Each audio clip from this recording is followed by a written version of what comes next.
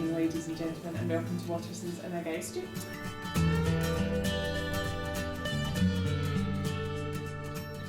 And so it's set in contemporary Glasgow, and it's kind of this bittersweet, surreal story with two female protagonists who are kind of train wrecks in one way and victims in another, and they're really complicated, really endearing characters and very complex. It's very, very difficult to do that, to create those kind of characters.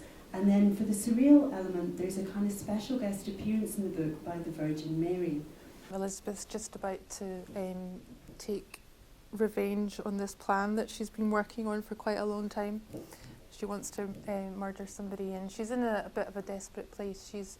Her girlfriend has died, her best friend has come across this really tragic event, and now Mary's come along and scuppered all the plans. I was getting ready to suffocate his filthy mouth, and thoughts of watching him take his last pathetic, dirty breath kept me focused.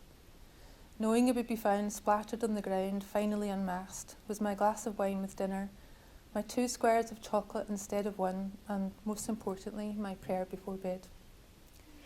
The next stage of my plan would successfully unveil him to the world, but, and there always seems to be a but, the next stage of my plan depended on Mary disappearing just as quickly as she had appeared. I stared at her, my mind whirring as I wondered what to do. She had slipped down onto the floor, her thin back square against the wall, her knee drawn tightly towards her chest.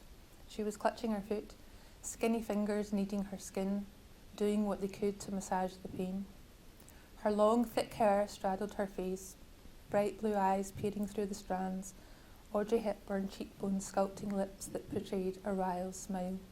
She was stunning, a beautiful apparition. I thought about the impact of my first meeting with Sadie, all those years ago when she had appeared just as dramatically as Mary, the connotations of that day changing my life forever. In a sense, that moment was the very beginning of the ending I now had in sight. Meeting Sadie had defined my thoughts on everything. I hunched down on the second bottom step, keeping my distance, my feet pointing firmly towards the exit. Mary, I'm really sorry, I was totally out of order there. That shouldn't have happened, no excuses. Please don't go all huffy on me, not tonight of all nights. She drew her hand away from her foot and wiped the dust from her palm, the wry smile broadening into something more forgiving. Don't worry about it. I might have been tempted to lamp you on the bell if I was you.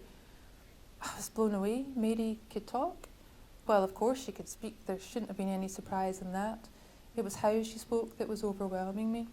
She had a salt-of-the-earth Glasgow accent. I might have expected a deep South American drawl, something with a bit of drama.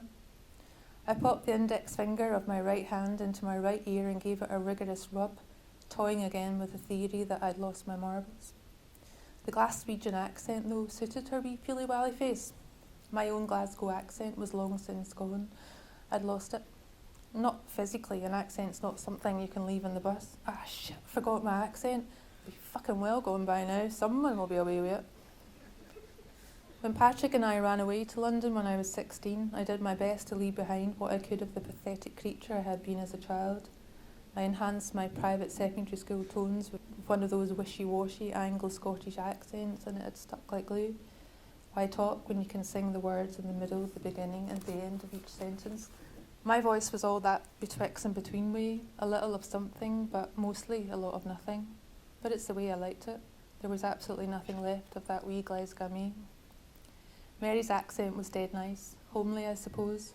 I wondered if it was a statement of politeness, and if she landed in Moscow she would have blethered away in Russian, or if she was in Paris she would parlez-vous quite the thing to another equivalent murdering conniving bitch in French, rolling her R's and doing that strange thing with her diaphragm and throat, all sauvage, bonjours and pardonnez-mois. Mary held out her hand and beckoned me to help her to her feet. I ignored it, remembering Caravan Doon and my vow to keep her callous face out of my life. I stood up, taking 2 steps backwards up the staircase. Disappointedly or disdainfully, I didn't know her well enough to assess which emotion she was throwing at me. She reached across to the handrail and hauled her body to its feet. Look, I know you're in a mad rush. I've been keeping a wee eye on you. The thing is, I just wanted to make sure you knew exactly what you were doing. There isn't any going back for this one, you know. And by the way, hello, it's nice to see you again. I dropped down onto my hunkers, my deep sigh supposed to be a sign that said, don't you think I know that? I had taken the decision with pride and conviction, there being no going back, making the plan all the more special. It would show Jenny how much I loved her and what I was willing to do to protect the others. Look, Mary. I relaxed my shoulders, my words in turn coming across all quaint and twee. I listened as I spoke. It felt weird hearing her name out loud, not simply the sound that it made, but the sweet connotations. It was his own music, much more defined than the well-versed Ave Maria. Her name got me thinking. I had no idea what her surname was. I'd only ever known her as Mary, the Virgin Mother of God. God forbid she couldn't have been lumbered with that mouthful. Obviously not. Joseph was her husband, and he must have had some kind of surname. Some identity other than that of Joseph Carpenter. Joseph and Mary Carpenter, the Carpenters, on top of the world, looking down on creation.